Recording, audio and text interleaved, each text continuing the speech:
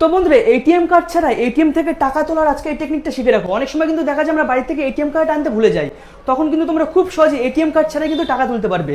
এর জন্য কিছু প্রসেস আছে, চলো পরপর দেখে নেওয়া যাক। তো দেখো আমি এসবিআই এর একটি এটিএম এ চলে এসেছি। দেখো এখানে একটি অপশন পাবে ইউপিআই কিওর ক্যাশ, এই অপশনটা তোমরা ক্লিক করে দাও। এবার এখানটা তোমার অ্যামাউন্ট সিলেক্ট করতে হবে, তুমি কত টাকা তুলতে চাইছো। আমি তোমাদের দেখানোর জন্য 500 টাকা তুলবো। 500 টাকা এখানে টাইপ করে দিলাম।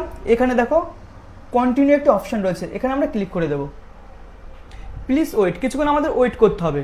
এই দেখো এখানে কিন্তু একটা তোমার স্ক্যানার চলে এসছে। এবার তোমার ফোনের ইউপিআই যাও, ফোনপে গুগল পে যা কিছু রয়েছে তার মাধ্যমে কিন্তু তুমি টাকাটা তুলতে পারবে। তো আমি দেখানোর জন্য আমার ফোনে ইউপিআইটা খুলে নিচ্ছি। এবার আমি স্ক্যানার স্ক্যান করে নেব। তো এই দেখো 500 টাকা কিন্তু অলরেডি এখানে সিলেক্ট হয়ে গেছে। তো দেখো আমরা পিন দিয়ে দিয়েছি, এবার এটাকে আমরা সিলেক্ট করে নেব।